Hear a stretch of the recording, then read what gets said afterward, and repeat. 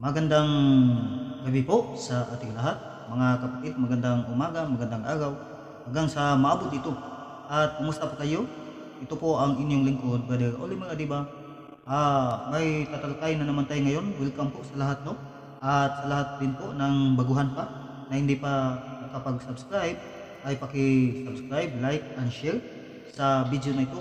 Ang sa pamamagitan nito ay ating mapamahayag ang salita ng Diyos sa iba't ibang dako o sulok ng mundo, mga kapatid, kasi sabi sa Mateo 28:19 na humayo kayo at gawin ninyong alagad ang aking sangkatauhan at turuan sila sa lahat ng inuutos ko sa inyo. So napakalinaw po na ating ipahayag o ipamahagi ang salita ng Diyos sa iba't ibang sulok ng mundo, mga kapatid, at lalo na po sa pagsagot sa mga tuligsa o paninira ng ating mga kapatid na nasa kaibayo patungkol sa doktrina sa simbahang Katoliko, mga kapatid. At pamayan niyo po ang ating tatalakay naman ngayon. Welcome po sa lahat, no, uli. At before po tayo magsimula ay atin pong buksan sa panalangin. Manalangin muna po tayo bago tayo magsimula.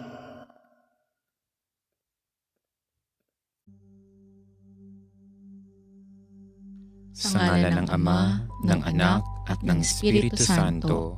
Amen. Ama namin, sumasalangit ka. Sambahin ang ngalan mo. Mapasa amin ang kaharian mo.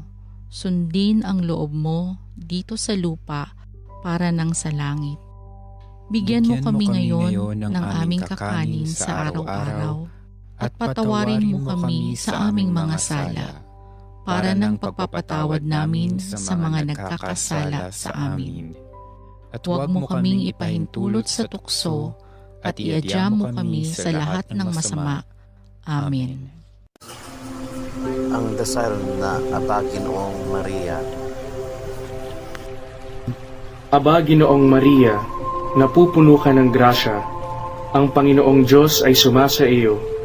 Bukod kang pinagpala sa babaeng lahat, at pinagpala naman ang iyong anak na si Jesus. Santa Maria, Ina ng Diyos, ipanalangin mo kami makasalanan, ngayon at kung kami mamamatay. Amen. Sa ngalan ng Ama, ng Anak, at ng Espiritu Santo. Amen. So balik po tayo, no? At salamat, no, sa lahat ng mag-review nito, magawas nito, at shout out sa lahat din po ng ating mga customer sa pagmamasahe dyan sa iba't ibang mall, mga kapatid, na ating mga customer din na mag-watch nito, mag-review, at marami po tayong matutunan nito at magpamasahe po kayo doon sa aming branch sa Heart and Hands na tinatawag na G-Mall, Island Central Mall, at saka GY po.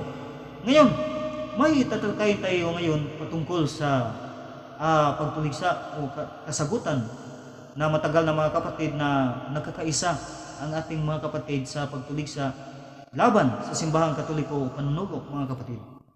At ating siya pakinggan itong debater, mga kapatid, isang evangelist o debater ng tinatawag na isang sikta na tatag lamang ng tao ni Ellen G. White, mga kapatid, na tinatawag natin na CBD Adventist, mga kapatid. So tungayan natin kung ano ang kaniyang tinatawag na paninira o tinatawag na usig laban sa simbahang Katoliko, at sasagutin natin, mga kapatid, kasi ang kasinungalingan pagpaulit-ulit ay parang maging totoo. So dapat po natin sagutin, kasi baka tayo ay madala, at lalo na po sa ating mga kapatid na mga Katoliko, na dapat tayo na mag-aral talaga sa panunugo ng ating simbahang Katoliko, mga kapatid. Atin siyang tunghayan o ating siyang pakinggan ang kaniyang sinabi o kaniyang pangangaral, mga kapatid, ipinamahagi na kasinungalingan. Ito po si tinatawag na Jerry Laig, no, na isang debater ng CBD Adventist na nanuliksa o namagatang sa simbahang Katoliko. Napakalinaw po. So atin po siyang tunghayan at ating sasagutin. Maayong buntag ganin tanan diya mo mayong gabi, mayong udto. O gani sa karon sa atong part 2, mga kigsunan. Kay kaliwat man ta sa Dios, sumala sa buhat 17:29, dili ta magbaton o ang atong Dios ipakisama sa mga larawan nga binuhat lamang og minugna sa kabatid o gahandurawan lamang sa tao. Mga kaigsunan sa tinuod, nagsulti ang Roma 1, no? Roma 1. Ang Biblia gyud higala nagsulti gyud mga kaigsunan. Atong basahon mga igsoon, no? Roma 1:25.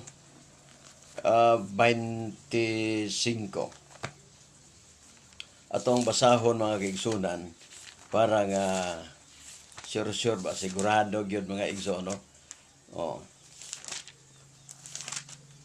Roma 1. Okay. Matod pa dire mga igsoon. Matod pa dire sa 25 nahon na to. Kay ang tinuod may tungod sa Dios ilang giilisan, o sa kuno? Ilang giilisan atong larong basa. Ilang giilisan og bakak, no? Giilisan nila og bakak mga igsoon. Giilisan nila bakak og maoy hinuon ilang gisimba. Oh. Ilang gisimba. Ilang gisimba ang og gialagaran ang binuhat og wala nila simba ang alagara ang magbubuhat nga maoy dalaygon hangtod sa kanturan amin. Roma 1:25. Gilis nagbakak mga igsoon. Mo day hinungdan mga higala nga nagkalisod-lisod ang atong panahon karon tungod ining mga larawan. 26 tungod niining mga hinungdan gitugyan sila sa Dios ngadto sa mga pangibog nga makauulaw ang ilang kababayen-an o nag-usab silang kagamitan ang tiunay sa ilang pagkababay ngadto sa kagamitan nga supak sa kinaiya. O mausab paagi ang mga lalaki mingbiya sa ilang tiunay kalabutan ngadto sa babae o nagaut-ut diya sa ilang pangibog alang sa usag-usa. Mga lalaki, masig ka lalaki manag-unay sa pagbuhat sa makaulaw o mahiagom diha sa ilang kauglingon sa balos nga angay sa ilang pagkadautan. Mga kigsunan, mo de hinungdan niya na mga tumboy, na mga bayot, tungod anang mga larawan igsoon. Tato pag gitunglo mga kaigsunan. No, gitunglo. O na nga, ngayon lamig dispensa ninyo, mga Catholic faith defender, uban pang mga Katoliko, nga unta ato na ning usbon. Ano? Dili na lang tamag. So inyong na pakinggan mga kapatid o napanood ang kaniyang sinabi mga kapatid patungkol ito po sa tinatawag na lagawan na naman o bulto ng simbahang Katoliko na lagi talaga itong tinuligsa sila mga kapatid. Sila Mother Mary, yung tinatawag na mga bulto, mga sagrado na mga lagawan. Kasi nagkakaisa to sila mga kapatid at isa din to si Jerry Laig na sinabi daw niya na tayo ay tinatawag na lahi ng Diyos mga kapatid. Sapagkat tayo ay lahi ng Diyos, dapat na hindi natin isipin na ang Diyos ay katulad ng lagawan o bulto, imahe ng tinatawag na gawa lamang ng tao, mga pilak, ginto at saka bato mga kapatid. At kanyang kinukot mga kapatid ang tinatawag na gawa 17:29. Ngayon, ating babasahin ang gawa 17:29. Basahin natin mga kapatid. At tungyan natin kung mayroon ba itong mababasa na ang mga lagawan sa simbahang Katoliko ay mga pang-Diyos-Diyosan. O tinatawag na inaano ba natin, inihantulad ba natin ang Diyos sa mga lagawan na imahe, mga bulto, mga kapatid. Mayroon ba ditong mababasa? Ating tunghayan. Gawa 19:27. Ay ganito po. 17:29 ating babasahin. 17:29 at ang context nito mga kapatid ay ating ding babasahin sapagkat hindi niya tinatawag na kinukot ang context nito. Ito talaga ating mga kapatid talagang napakalinaw, lalo na to si Jerry Laig. Gawa ng gawa mga kapatid, basa ng Biblia, ngunit hindi alam ang kanyang binabase at tinuligsa. Ginagamit niya ang mga teksto katulad din ito ng mga iba't ibang masikta mga kapatid na nagkaisa sila nanuligsa sa simbahang Katoliko laban sa mga lagawan ng mga bulto o lagawan ni Mother Mary, lagawan ni Jesus Christ kung sino pa. So ito po ang ating mababasa sa Gawa 19:27. Gawa 19:27. Pero Cebuano itong tinatawag na si Jerry Laig mga kapatid at atin lang tinagalog upang makaintindi ang ating mga kapatid din na mga Tagalog na nasa Maynila, no? Shout out sa lahat at sa iba't iba nating mga viewers na papalo, nag-watch sa tinatawag na sa iba't ibang bansa mga kapatid. Ganito po ang ating mababasa sa Gawa 19:27. Ito ang ginagamit niya mga kapatid. Okay, basahin natin. Ginawa niya iyon. Ika mo na. 17:29 yata. Hindi, 27 ito eh. Ito, mababasa mga kapatid. Tunghayan natin ang Gawa 17:29, ang kanyang kinukot. Sapagkat ayo'y mga anak ng Diyos, huwag nating akalaing siya ay tulad lamang ng mga lagawang ginto, pilak o bato na pawang likha ng isip at kamay ng tao. So napakalinaw, ginagamit niya ito. Dapat ay ang Diyos ay hindi natin ihantulad sa isip lamang o gawa ng kamay ng tao. Sinabi niya mga kapatid, dahil po ang tinatamaan niya ito ay ang simbahang Katoliko, wala pong iba. Napakalinaw. Jerry Laig, hindi ka isang CBD Adventist mga kapatid. Isang debater ng CBD Adventist na walang panalo-panalo. Napakalinaw mga kapatid. Sinabi niya mga kapatid na sapagkat tayo ay mga anak ng Diyos, hindi natin isipin o akalain na ang Diyos ay katulad lamang ng tinatawag na ginto, pilak o bato na gawa lamang ng tao o gawa lamang ng kamay ng tao. Ngunit napakalinaw mga kapatid na ang nasa lagawan ng simbahang Katoliko ay hindi po mga pang-Diyos-Diyosan, kundi ito po ay mga sagradong lagawan. At ang context ay hindi niya binabasa ang context mga kapatid. Ito po ang context. Ang ginagamit niya ay Gawa 17:29, Gawa 17:16. Atin pong babasahin. Ano ba ang context dito? Sino ba to? Mga lagawan ba to ng mga santo, ng mga sagrado na simbahang Katoliko? Tunghayan natin kung anong mababasa natin mga kapatid. So yun, napakalinaw. No? Dapat talaga nating ibibinyag ang katotohanan upang hindi tayo matuto nitong si Jerry Laig mga kapatid. So napakalinaw niyan. Jerry Laig. Yun. 17:16. Ito ako ang mababasa sa 17:16. So 17:29 ang kanyang ginamit. I-atras nyo lang sa Gawa 17:16. Ay ganito po ang mababasa. Habang sina Silas at Timoteo'y inihintay ni Pablo sa Atenas, na pansin niyang puno ng mga Diyos-Diyosan ang lungsod. Napakalinaw. Labis niyang ikinalulungkot. Iyon. So napakalinaw. Ano po ba ang nasa lungsod ng Atenas? Nakita ni San Pablo na habang hinihintay niya sila Silas at saka si Timoteo. Napakalinaw mga kapatid, kundi ang mga Diyos-Diyosan. So yun ang ibig sabihin sa Gawa 17:29 na sinabi ni San Pablo na huwag nating, sapagkat tayo ay mga anak ng Diyos, huwag nating akalain o isipin na ang Diyos ay katulad lamang ng bato o pilak o ginto na sa isip o sa gawa lamang ng kamay ng tao, mga kapatid. So napakalinaw niyan. Hindi yan ang mga santo. Sige lang. No? So sana magbasa ka naman, no? Huwag mong punan ang Biblia kasi delikado ka, no? Pahayag 23:19. Huwag mong punan o dagdagan. Huwag mong tinatawag na huwag mo ring punan o huwag mong dagdagan o huwag mong tinatawag na kuhaan ang kasulatan upang ikay hindi tinatawag na masilutan, mga kapatid, o maparusahan. So napakalinaw niyan. Dagdagan ang iyong kaparusahan din.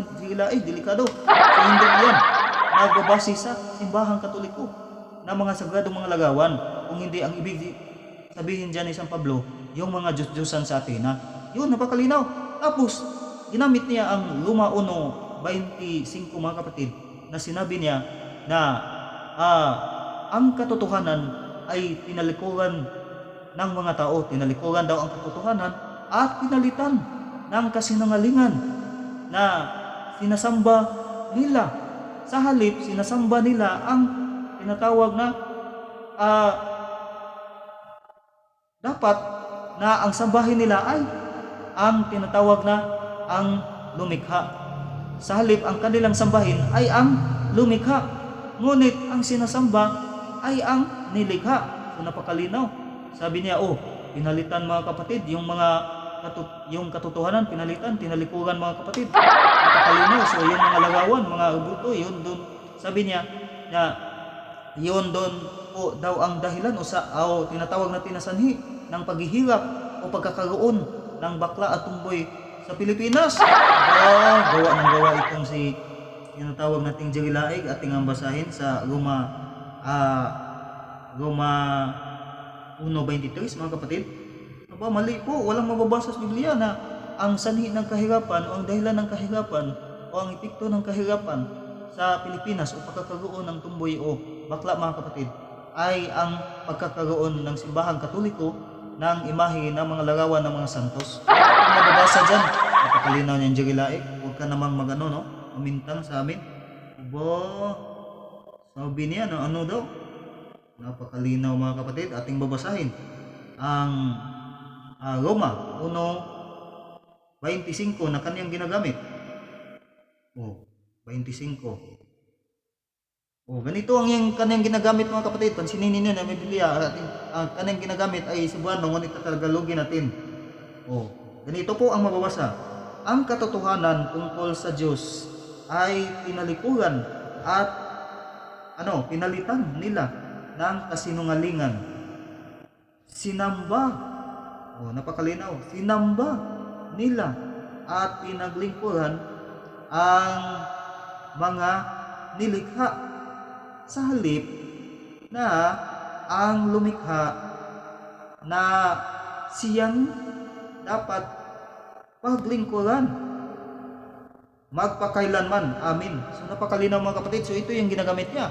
Babalikin natin na dapat pinalitan ninyo ang tinatawag na katotohanan ng kasinungalingan, kasi ang sinasamba daw ng simbahang Katoliko ay tinatawag na ang tinatawag na nilikha, hindi ang lumikha. So napakalinaw niyo, mga kapatid. Ngunit ang tanong, mga kapatid, totoo ba na hindi natin sinasamba ang lumikha? Mali. Sa katunayan nga, tayo ay tumatawag sa Diyos Ama, Anak at Espiritu Santo ng Santissima Trinidad. Yun, sinasamba namin. Pero hindi namin sinasamba na Diyos ang mga larawan. Ang sinasamba talaga namin na presentasyon, ang sinasamba talaga namin na direkta ang Diyos. Ngunit ito lamang sila o ang mga larawan ng mga imahe, santo ni Santo Cristo, yun ay presentasyon lamang.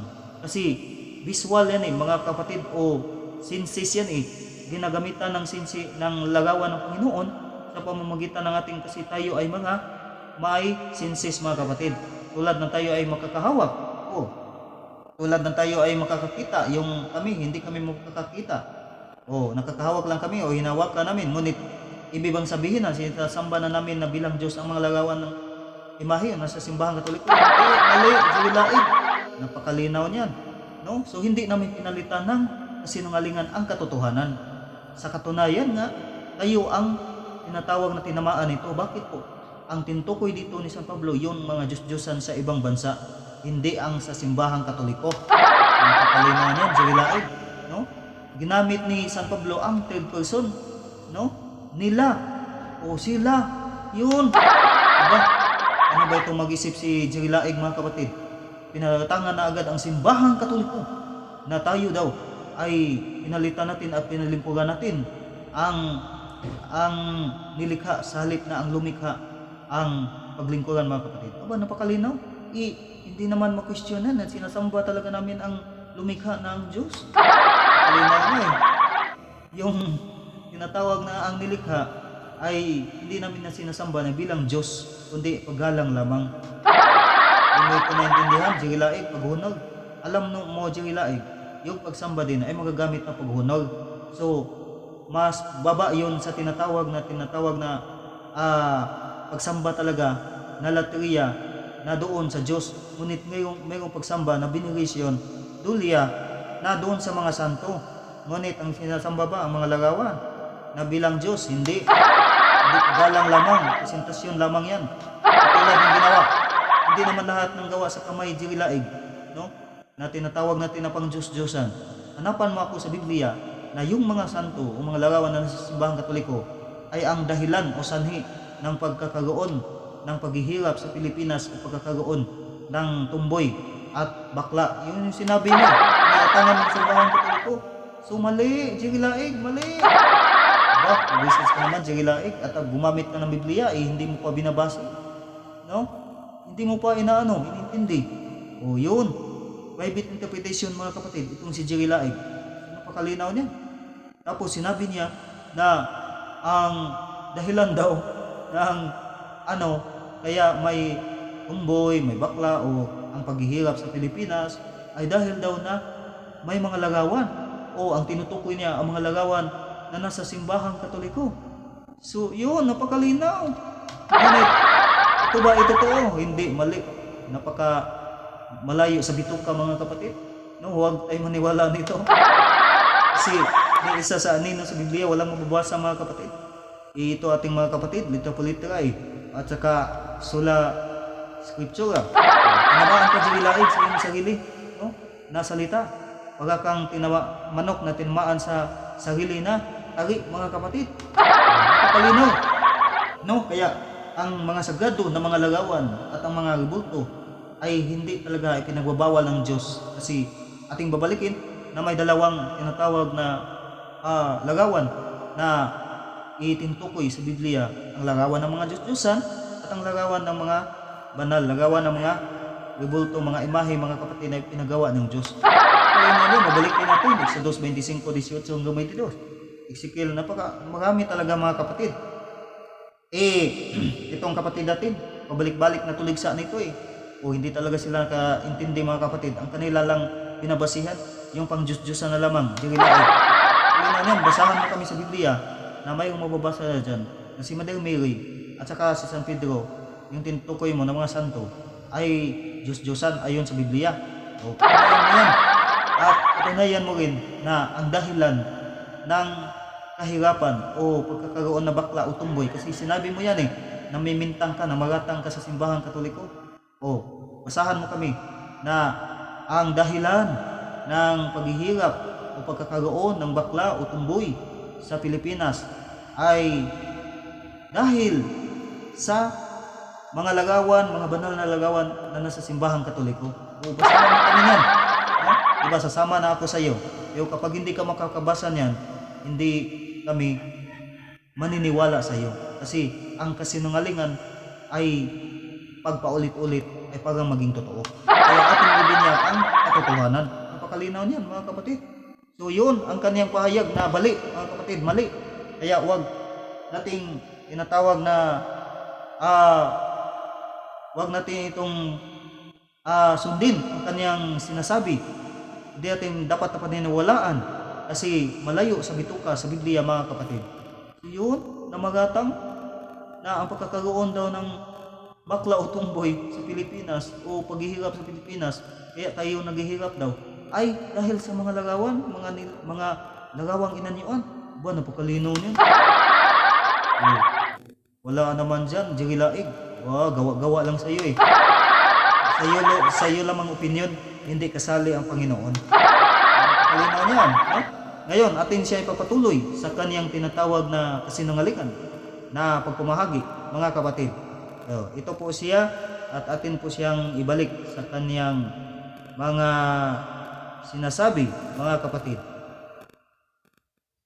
Uban pang mga Katoliko nga unta ato na ning usbon, ano, dili na lang tamag kung aduna man gani mo'y mga larawan, ayaw na badlungan nyo ang pagluhod, badlungan ninyo ang kining pag simba, paghalok sa tiil, paggakos-gakos o ganang pagkuha sa mga panyo.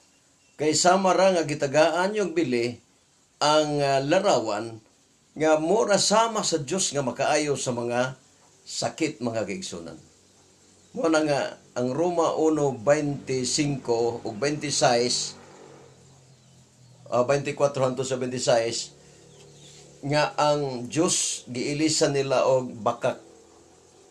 Giilisan nila mga larawan nga handuraw lang sa muna yung Bote City 29 kay kaliwat man ta sa Dios, dili nato pag-isipon ang unsa ang Dios sama sa larawan kon sa bato, sa kahoy nga minugna lamang sa kabatid sa tao, mga kaigsunan.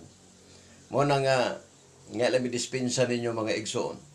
No nga wa mo gilain nga tinambagay kita ra mangyod nga biyaan na nato ang pagbaton og mga linilok nga larawan. Unya ang prueba ana mga kaigsunan.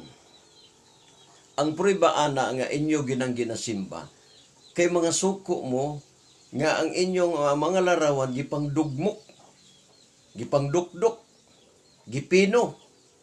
Ya, moingon din ta nga gabaan mo na wala miyahok ng aping.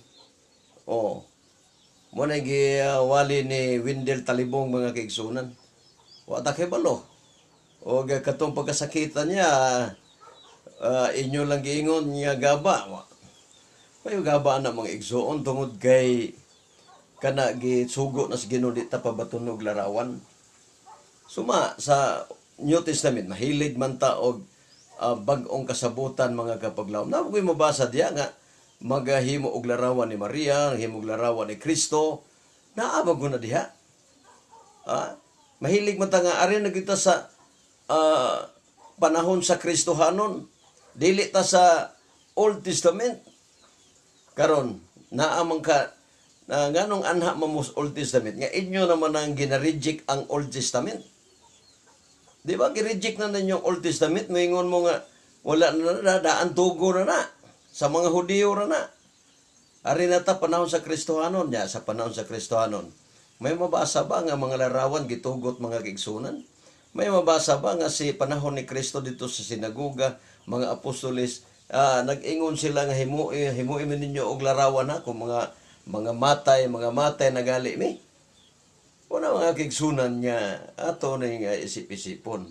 Kana day Brajer nga nagpahimo ang sa Old Testament sa panahon ni Moses. Yang anong mubalik man ka dito. May man to kay gisugo mas Ginoo. Gisugo mas Ginoo, pero magyong Ginoo nga ludhin nyo simbaha. Nya kanang Birhen Maria, kanang San Pedro, kanang Hesus, may sugo ang Dios ana si Kristo. Binaamag yun si Kristo sa New Testament. Nag-ingon pa nga magpahimo mo larawan ako, nahimo mong larawan. So, yun. Napakalinaw na sinabi niya na dapat hindi titigilan na daw natin ang pagkakaroon ng tinatawag na mga larawan o rebulto. Kasi ito daw ay tinatawag na nagdudulot ng o tinatawag na balikan natin dahilan ng kahirapan sa Pilipinas o pagkakaroon ng ng bakla at tumboy, which is napakasinungaling, mga kapatid. At sinabi niya na nagkabali-bali na ito si Jerry Laig. Sinabi niya, di kung may makita kayo na lumuluhod, wag ninyong wag ninyong suwayin o wag ninyong tinatawag, ano bang Tagalog ng pagbadlong, mga kapatid. So sinabi niya, wag daw sawayin, mga kapatid. Yun, wag daw sawayin. So kung ganun pala, ang pagluhod ay hindi dapat nasawayin, sabi mo. At sinabi niya na, mga kapatid, na yung yumayukod, yun, ang yumayukod at saka pagluhod, ano yun, synonyms mga kapatid. At sinabi niya, wag niyong anuhin yun, suwayin. Ngunit, yung umaano daw, tinatawag na humahalik, yung tinatawag na humahawak, tapos ano pa, pinaglingkuran, ang mga larawan, ay dapat daw na sawayin mga kapatid. Dapat daw na tigilan na talaga mga kapatid. Kasi sabi niya na bawal yun. Kasi isa yun na tinatawag na dahilan lagi sa kahirapan sa Pilipinas. Napakamali mga kapatid. Napakalinaw. So, lahat po ba ng tinatawag na paghalik o paghawak ng mga larawan diyan sa Biblia ay pang Diyos-Diyosan na? Yun ang balik na argumento ni Jerry natin, mga kapatid. Kasi napakalinaw na ang Diyos mismo, at sinabi pa niya mga kapatid na parang pinapahiran daw ng tinatawag natin na panyo, na ano pa, at iniisip daw natin na yun na daw ay tinatawag na para ng Diyos na makapagpagaling ng sakit, yung mga larawan. Aba, napaka mali mga kapatid. Bakit po? Kahit nga ang Diyos sa Biblia, hindi natin matigilan ang Panginoon. Hindi tayo makatutol sa Panginoong Diyos kung siya ay gagamit ng instrumento upang ang mga sakit ay gagaling, o upang ang mga Israelites o ang mga sangkatauhan ng Diyos ay mas lalo pa na mapalapit sa Kanya sa pamamagitan ng mga instrumento, katulad po ng halimbawa ng Numeros 21:8-9 na si Yahweh ay nagpagawa ng tansong ahas kay Moises, kasi tinagat sila ng mga ahas mga kapatid, nagsilabasan ng mga ahas, at marami ang mga Israelites ang namatay kasi pinagasahan sila ay nakasala sa Diyos ang mga Israelites. At ang mga sangkatauhan, sinabi nila kay Moises na idasal mo sa Panginoon na itigil na ito, kasi marami nang namamatay mga kapatid. Natakot ng mga tao dahil sa kagat ng ahas. Anong sinabi ng Panginoong Diyos? Na gumawa ka ng tansong ahas at ilagay mo ito sa dulo ng kahoy mga kapatid, at kung sino man ang tumitig sa ahas ay hindi mamatay kung matuklaw mga kapatid. So napakalinaw, at yun po ang ginawa ni Moises. So gumamit ang Diyos ng larawan o instrumento upang ang sangkatauhan ay hindi mamatay. Doon sa ilang, napakalinaw mga kapatid. So napakalinaw. So Jerilaig, yun, hindi mo matutulan ang Panginoon. Ngayon, dito sa Leviticus 22:2 na sinabi dyan na mayroong talagang mga bagay na banal na dapat ilaan sa Panginoon mga kapatid, sa Panginoong Diyos. So hindi natin matutulan, katulad ng langis. Marcos 6:13 mga kapatid, ang mga apostoles ay gumamit ng langis. Matutulan ba natin yan na ang Diyos ay yun po ba ang ibig sabihin na yung langis ang mismo ang nakapagpagaling sa mga sakit o sa mga demonyo, nakapaglayas? Hindi po, kundi sa pamamagitan ng kapangyarihan ng Panginoon na ang mga apostoles ay nagdasal. Napakalinaw niyan. Ganon din po sa tinatawag natin doon sa ilang, na hindi ibig sabihin na yung ang larawan ay tinatawag na hindi sila kinagat ng ahas, yung larawan na ang gumagawa. Hindi po, kundi sa pamamagitan po yun ng kapangyarihan ng Diyos, at ginagamit lang ang instrumento na larawan o bulto ng ahas mga kapatid. Kalinaw niyan, Jerilaig, basa ka naman. Halimbawa, ang Exodus 25:18-22 na pinagawa ni Yahweh si Moises ng dalawang kerubin na tinatawag na diyon sa kaba ng tipan mga kapatid, may dalawang anghel, bulto. Ibig sabihin na pang Diyos-Diyosan yun, at ginagamit yun sa Panginoon na bilang siya ay nasa gitna na makipagkita sa gitna ng dalawang kerubin. Nakalinaw man, siya ay makipagkita. So ginamit niya ang instrumento na kerubin. So Yun, sinabi ni Jerry Laig, inaano na ninyo na pinakahulugan na ninyo. Pinangangahulugan na ninyo na yung ano daw, yung mga tinatawag na larawan ay ang makapagpagaling. Hindi, wala kaming aral niyan. Jerry Laig, ginagamit lang yan ng instrumento ng Panginoon. Ang pagpahid ng panyo ay gawa 19:12. Napapahid ang mga tao sa mga panyo sa mga apostoles.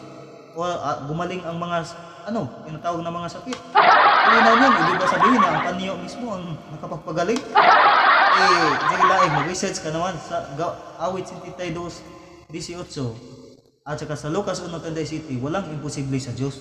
Sa Diyos ang lahat ng kababalaghan o tinatawag na milagro. Hindi sa mga bagay. Ang Diyos, ang mga bagay lamang ang ginagamit niya na instrumento. Ano pa naman Jerry Laig napakalinaw niyo. Halimbawa, sa Ezekiel 41:17 hanggang 20 na ang templo ay napuno talaga ng mga lagawan ng mga kerubin, lagawan ng tao. Napakalinaw mga kapatid na napuno sa lagawan ng mga kerubin. Ibig bang sabihin na ang sinasamba talaga ang mga kerubin? Hindi, kundi ang Diyos. At hindi sinasamba na bilang Diyos. Hindi, pagalang. Leviticus 19:30, igalang ninyo ang aking santuaryo. At ano yung santuaryo? Templo ng Diyos. At walang nakakaano dun, kundi ang Katoliko lamang. Hindi kayo, Jerry Laig. Jerry Laig Tapos, sinabi niya mga kapatid na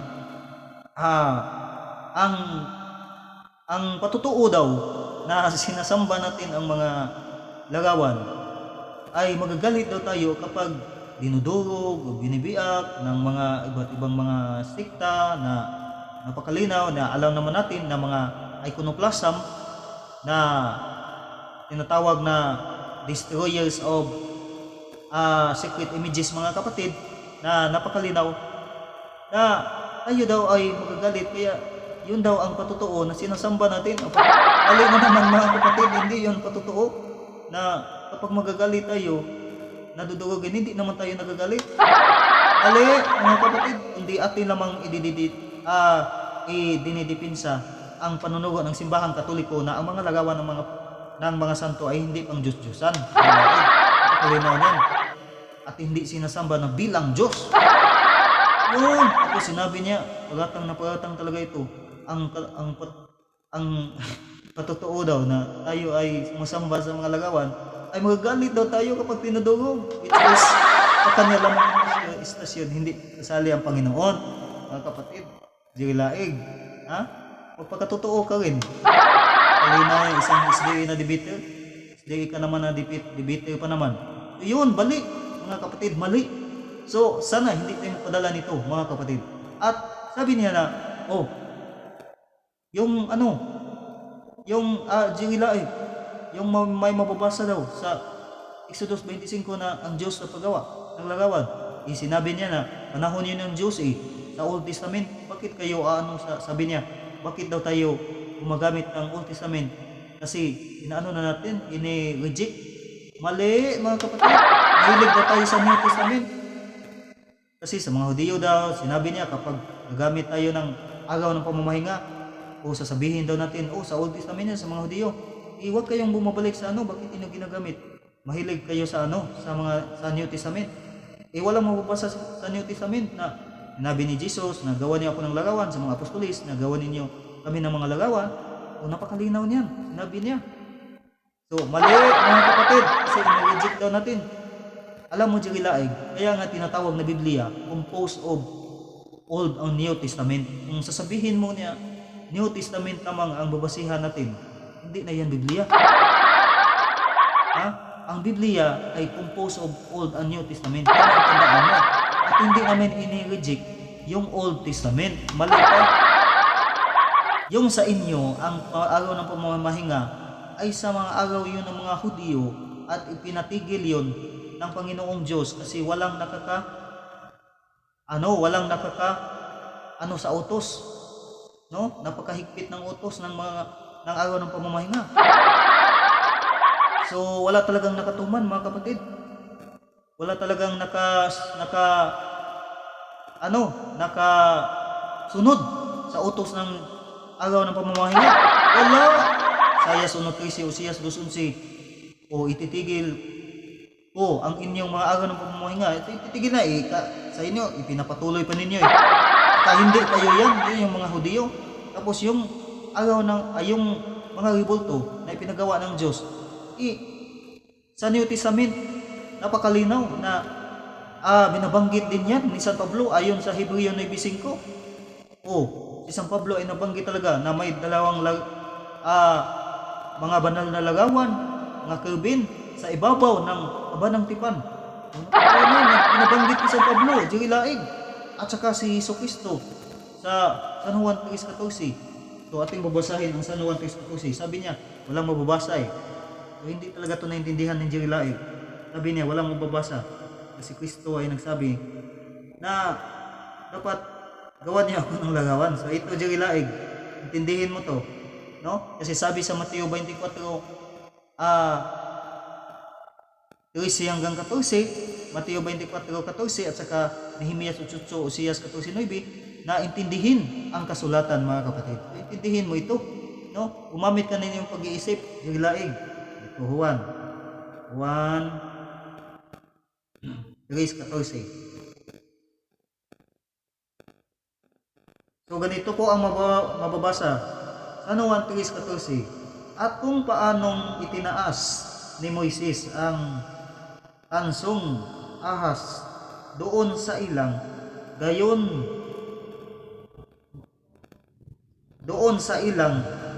din naman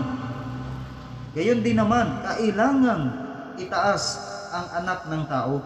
So anong sabi? Kung paano na tinatawag natin na itinaas ni Moises ang tansong ahas doon sa ilang, gayon din naman ang anak ng tao kailangang itaas. So ano po ang ibig sabihin nito? Na ang ibig sabihin ni Jesucristo nito ay dalawa. Una, tinatawag niya na isang fulfillment, mga kapatid, na si Jesucristo talaga ay itataas, ipako sa krus sa pamamagitan ng pagpako sa krus, alang-alang sa ating mga kasalanan. Pangalawa, mga kapatid, literal, mga kapatid, ang sinabi niya na inahambing niya doon sa tinatawag na sa ilang sa panahon ni Moises, na kung saan itinaas ang tansong ahas, yun po ay literal. Gayon din po ang anak ng tao ay itataas. So kaya nga itinaas namin sa altar, kasi literal na sinabi niya na ang ibig sabihin niya na itaas din ang anak ng tao. So ginagawa namin ang cross at Santo Cristo na napakalinaw na nandyan talaga sa aming altar. So yun ang kapisan ni sa Cristo, at kami ang nakasunod yan, hindi kayo, kasi hindi ninyo itinaas. Na hindi naman ibig sabihin na kami ang yun ang iba nagsasabi na kayo pala ang nagpapako ni Jesucristo sa krus kasi kayo ang nagtaas. Hindi kami ang nagpapako ni Jesucristo sa krus, kundi ang mga tinatawag na mga Hudiyo, ayon po sa mga pinunong Hudiyo, ayon po sa San Juan 5:18 at saka sa unang Tesalonica 2:15 hanggang 16. Kung napakalinaw din, hindi ang Katoliko. Na ibig sabihin, literal talaga, na sinabi ni Jesucristo, nagawa ninyo ako ng lagawan, tapos itaas ninyo. Katulad ng tansong ahas na itinaas doon sa ilang, gayon din ang anak ng tao. So yun, tindihin mo yan, Jilael. Tapos, San Pablo, ano bang sinabi niya? Colosas 1:15, na si Kristo ang lagawan sa hindi makita na Diyos. Kaya nga lagawan si Kristo ang lagawan sa hindi makita na Diyos, o siya ang lagawan, so dapat gawa natin siya ng lagawan kasi siya ang lagawan sa hindi makita na Diyos. Ayan, napakalinaw na, palpal ka na naman, no? So yun. Tapos sinabi niya na wala namang apostolis nagsasabi na gawa niyo kami ng lagawan. Napakalinaw na ayon po sa hula sa Ezekiel 41:17-20 na mayroong lagawan ng tao. Ang tanong, lagawan ng tao, ito ba si Mother Mary ay lagawan ng tao? Oo, hindi. So yun ang katanungan Joylaig. Yung mga santo o mga sagradong mga lagawan yun ng tao? Oo, hindi. Yung mga yung tinatawag na mga Kelvin ay pinagawa ng Diyos? Nagawa ni ng tao o hindi? May mata yun o wala? O kahit ano? O. Napakalinaw. Itsura ng tao. So yun, nagkamali si Jerry Laig sa kanyang kasinungalingan, mga kapatid. Napakalinaw niya, mga kapatid. No? Tapos, sinabi niya na, binabalik niya na, yun daw ang dahilan lagi o sanhi ng pagkakaroon ng bakla at tumboy at nagkahirap-hirap ang Pilipinas dahil daw sa mga rebulto, which is malaking kasinungalingan. Mga kapatid, tawa muna tayo. Kasi sa kanya lamang sarili na kapatid opinion, it exists in the mind but not exists in the reality. Sa kanya lamang istasyon. Nangagal mga kapatid na mali-mali. So yun. So napakalinaw mga kapatid. Atin lang sinasagot ang kasinungalingan kasi paparami na po. O mayroon na namang bago na nanuligsa mga kapatid sa Simbahan Katoliko. O Isil TV. So yun, nanuligsa talaga, nanguliksyon. Aba, ilang kahit na anuhin ninyo ang Simbahan Katoliko, pagtulungan ninyo. Yun, Mateo 10:22, Mateo 24:13, kapupuutan kayo sa lahat ng dahil sa pagsunod sa akin. At sino po yun ang kinapupuutan?